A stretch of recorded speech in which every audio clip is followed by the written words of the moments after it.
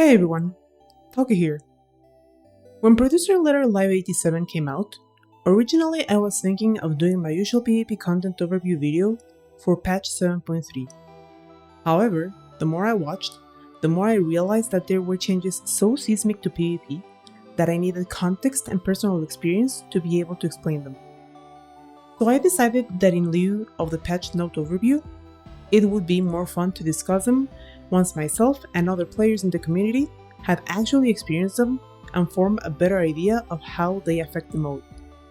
So with that in mind, today I'm going to share my thoughts about these topics in particular.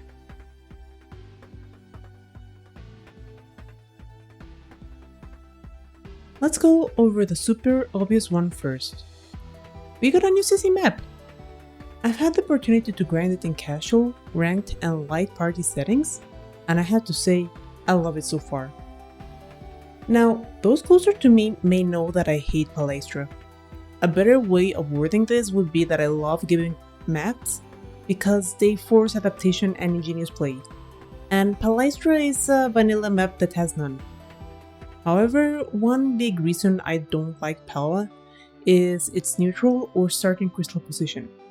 And that is because the starting area is a massive circle with no positional advantage other than pressing W and running over the enemy team, which not every team can do in casual or ranked queues. Bayside Best Ground, as I'm going to call it from now on, is also a vanilla map, but its neutral has a size and layout that forces engagement almost immediately while still giving teams cover and angles to play from, which makes for much more interesting openers. It rewards aggression in the same way Palestra does, but in a very different way, and it has cover placed in such a way that thoughtful positioning from both front and backline is possible. Beyond these thoughts, which are admittedly a bit on the meta side, I very much like both the vibes of it and the straightforward layout.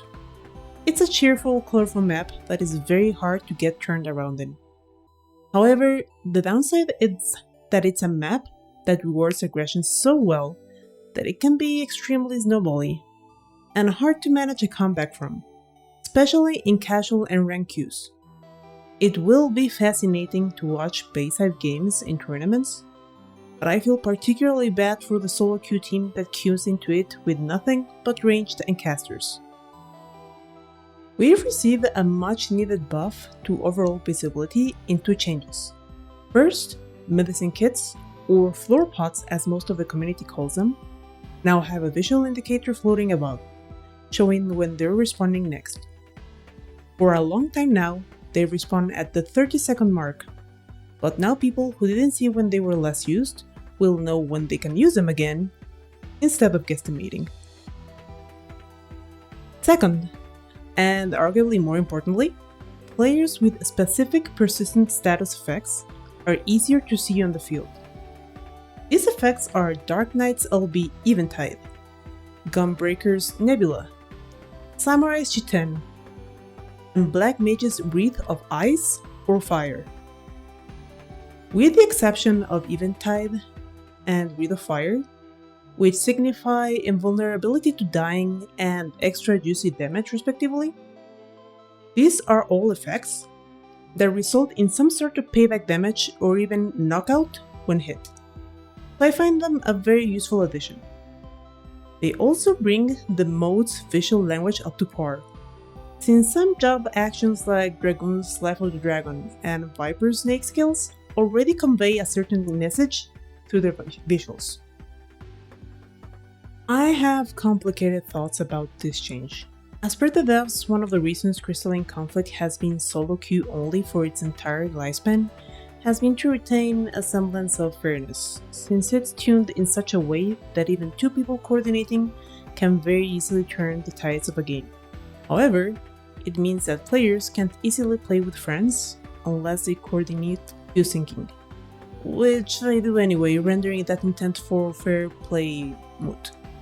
During the Producer Letter Live, the devs mentioned being able to queue with friends and PvP mentors, specifically alleging to the many players willing to teach others during a game. This is a side of the community I'm well acquainted with, and it makes me happy to see the devs acknowledging that some of us want to teach our friends within a casual environment. I'm also just outright happy to be able to play with a friend without funky workarounds. However, I would be lying if I said I'm not worried. This change has the power to greatly affect the state of queues in the North American data centers. There will be powerful casual duos that will very strongly influence outcomes. In a game where there's no MMR or real handrails to prevent newcomers from getting stumped, and no real explanation of what's going on. New players without a reliable queue buddy might not enjoy the experience at all. These two ranks have been added on top of Crystal, and are achieved respectively when hitting 1500 and 3000 Crystal credits. At first I thought this might be an interesting development for Rank C, as the Japanese data centers already have a soft division between low Crystal, which can still play with Diamond ranks, and high Crystal, where games are only between Crystal rankers. This separation of the ranks doesn't exist in North American or European data centers, and a lot of high-level players consider this dilutes game quality at the high ranks. However, it's generally thought that this is possible in the Japanese data centers and nowhere else because the constant player population is larger and there's more competition at the high ranks. It would have made sense for Omega to be the ceiling of low Crystal and Ultima high Crystal. As of the production of this video, it's been confirmed that Omega ranks still play with diamonds. But there were no Ultimas yet, so it's not clear whether there's rank segregation yet. No special rewards have been offered for making either of these ranks either. This change is probably the most important and relevant one to the mode in years, and ahead of sharing my own opinion on the matter, I want to discuss the community's reaction to it. Friends in my usual PvP communities had opinions running the gamut from fire the devs to this is brilliant. So I decided to create a survey and research the official forums in order to take the community's pulse on the changes. Also, a big thank you goes to everyone who participated in the survey. It's worth mentioning that a very large majority of the participants turned out to be veteran players whose primary mode is Crystalline Conflict, with Frontlines being a close second. So these data may not necessarily reflect the feelings of casual PvP enjoyers.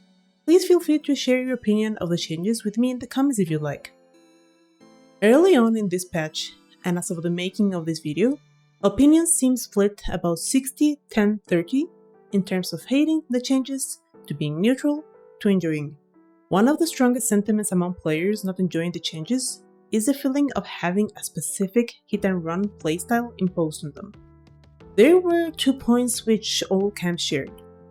The feeling that although CC altogether is more powerful for confirming a knockout through forcing the use of Purify, jobs like White Mage and Bard abuse the changes through their empty steel cooldown and LB, and force a kind of meta.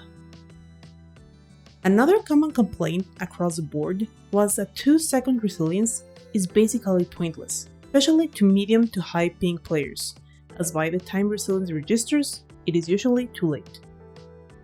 As for myself, personally, I love the changes. Remember, however, that I am mostly a Crystalline Conflict and light party enjoyer, so please don't take my thoughts as gospel for what you should think. I have always enjoyed a playstyle in CC that is equal parts methodical and aggressive, and thoughtful use of mitigation, healing, and positioning are part of that playstyle. Needing to decide between healing and cleansing, between staying and going, how much space do you occupy and when, all make my experience a lot more fun. My experience in 7.3 has been that players are rewarded for observation, resource management, and quick decision making, and punished for overextending and overstaying. However, this forces a larger wedge between skill ceiling and floor, which makes me worry a bit. Final Fantasy XIV's PvP learning curve is steep enough as it is. I also share a lot of people's opinion that such a short resilience window presents a technical issue that high ping players shouldn't have to bear the crux for. PvP in this game has nothing akin to rollback netcode, so for high ping players, having no real leeway in one's resilience window means it might as well not be there. I would consider making the cooldown on Purify a bit longer in exchange for returning to 3-second resilience, simply because that's still workable for a lot of these players. Lastly, and on the topic of MP drain, this might be an unpopular opinion, but I think that while Bartleby should stay unchanged, White Mage's Polymorph should lose its MP drain while staying cleansable, simply because Final Fantasia is on a 2-minute cooldown and it should be a valuable cooldown, whereas Polymorph is on a 24-second one.